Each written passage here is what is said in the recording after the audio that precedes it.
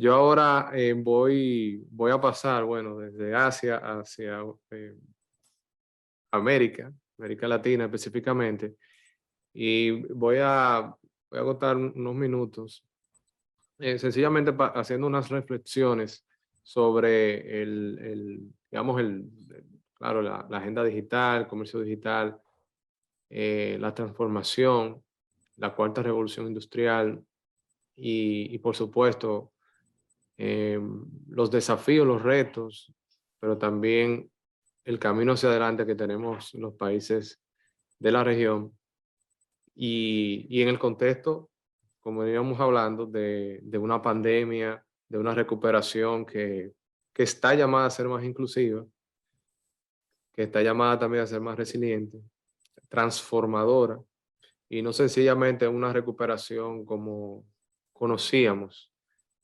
tradicionalmente.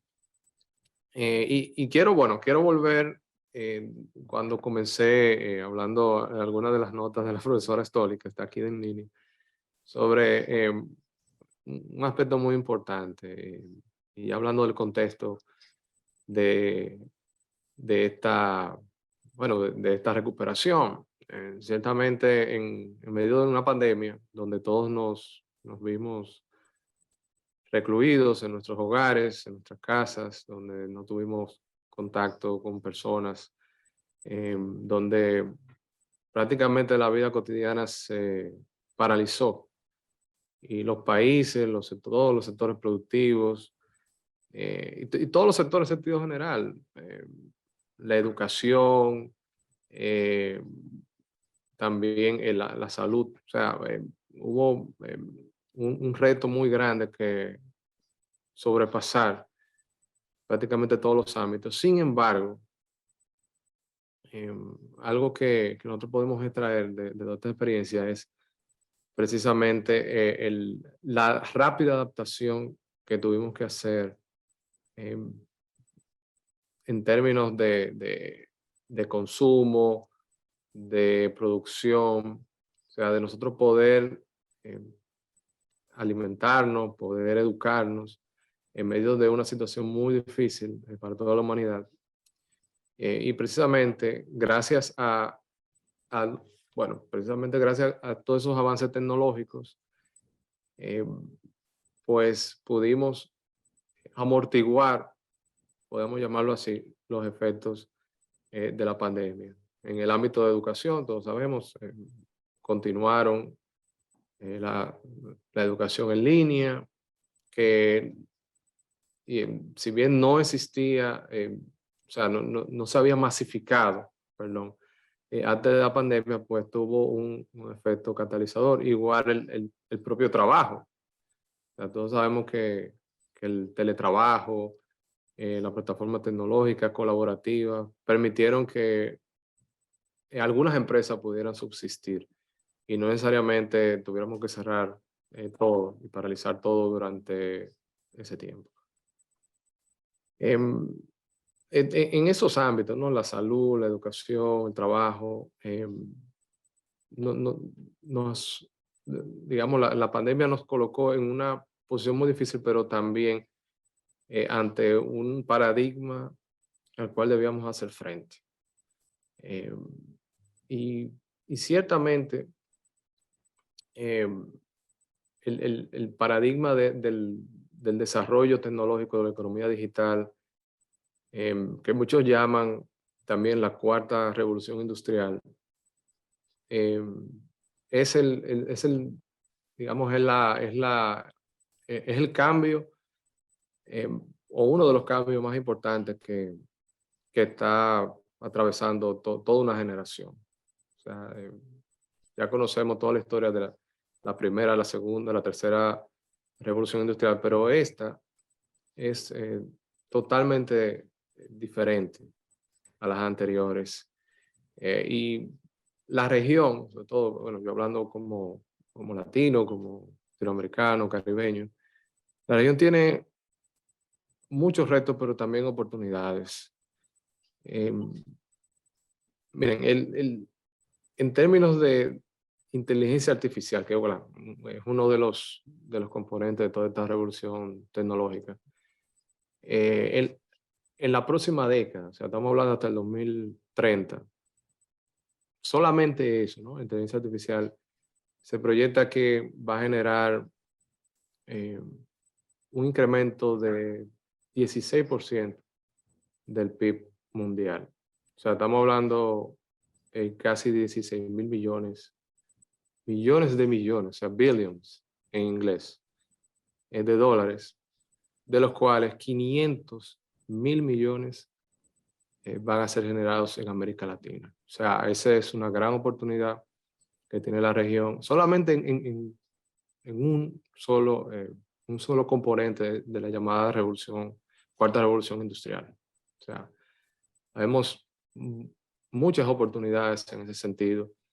Eh, y tenemos experiencia, o sea, ya en el caso de la República Dominicana, y le voy a sacar también otros datos, eh, del 2019 al 2020, en República Dominicana, estos son datos de la CEPAL, en México y República Dominicana se incrementó el comercio digital, ¿no? El comercio digital propiamente dicho, un 12% en el caso de México y un 80% en el caso de República Dominicana. O sea, eso fue solo en un año, 2019 a 2020, porque bueno, llegó el 2020 la pandemia y bueno, y República Dominicana pudo aprovechar ciertamente esa oportunidad.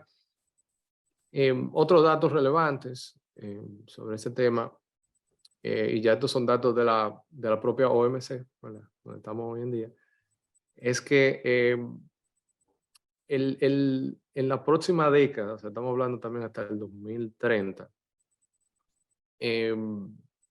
por cada 10% que incrementa digamos, la inclusión digital eh, en los países, el Producto Interno Bruto también se va a incrementar entre un 2 y un 2,5%, ¿no? Va a haber un incremento también, evidentemente, en el comercio que los países también están aprovechando, pues, estas herramientas digitales. O sea, entre un 2 para los países más adelantados y un 2,5% para los países en desarrollo, o sea, las economías emergentes. Eso es en términos de crecimiento del comercio. Eso es importante también tenerlo en cuenta. O sea, vemos cómo esto se traduce no solamente en teoría y en algo que es potencial, sino que ya estamos viendo resultados, o sea, cambios estructurales, cambios importantes en el desarrollo gracias a precisamente los avances de la economía digital. Otro aspecto importante que hay que destacar en ese sentido es las ventajas que tiene esto para las pequeñas y las medianas empresas, las MIPYMES, SMEs. En términos de oportunidad de negocios, para todos sabemos, ¿no? Para las empresas grandes, pues se hace muy fácil, la transición tecnológica fue muy sencilla, tenían los recursos, tenían recursos financieros, tecnológicos para hacer ese cambio, pero las pequeñas y medianas empresas que componen el tejido empresarial, prácticamente más de un 95% en América Latina y el Caribe, pues tienen ciertas limitaciones para poder aprovechar también esa economía digital. O sea, la digitalización del consumo, como todos sabemos, que se dio en el marco de la pandemia y que se aceleró en ese sentido, también implica una digitalización de la producción. O sea, ya la forma de cómo producir los servicios, de cómo intercambiar y comercializar y consumir los servicios ha cambiado, pero también eso está transformando la forma en cómo se producen, se distribuyen y se consumen también, hasta la forma como se consumen los bienes, o sea, las mercancías. Entonces, eso implica también una mayor colaboración eh, y mayor coordinación entre las empresas, entre los países, la producción colaborativa, o sea, el tener un marco de acceso que permita colaborar, que permita eh, también eh, hacer que estas empresas pues puedan eh, producir, puedan hacer ese paso cualitativo y cuantitativo en su metodología de producción. Evidentemente eso presenta retos a los países de la región, o sea, tenemos eh, prácticamente las mismas limitaciones que tienen otros países y otras regiones que pueden estar en otras latitudes, o sea, en términos financieros, en términos de acceso, de conectividad, de poder por igual digamos, de tener esos recursos, eh, pero también tener las plataformas eh, tecnológicas necesarias, que haya una inversión pública suficiente en la infraestructura. Es decir, tenemos ciertas limitaciones, pero afortunadamente ya los países de la región también están eh, encaminándose a ciertas reformas y a la discusión de estos temas. En el 2005, por ejemplo, se lanzó lo que es la Agenda Digital de América Latina bajo los auspicios de la CEPAL. También algunos países han lanzado su propia agenda digital. En el caso de la República Dominicana también tenemos la Agenda Digital 2030, donde si vemos todos los componentes se alinean con esa agenda digital también de regional, ¿no? De la que formamos parte, pero por igual se alinean con los ODS, ¿no? Con los Objetivos de Desarrollo Sostenible, que dicho sea de paso, también es necesario una mayor vinculación entre lo que es, digamos, la economía digital, digamos, la transformación digital y tecnológica con esos ODS, porque parte de la consecución o de los logros de esos ODS dependen precisamente de contar con herramientas tecnológicas eh, hábiles en términos de educación, de salud y demás. Entonces, esa es son parte de las problemáticas que evidentemente, o de los temas, de los retos que también nosotros tenemos como región. Sencillamente quería resaltar algunos de estos puntos. Hay otros, podemos volver más adelante.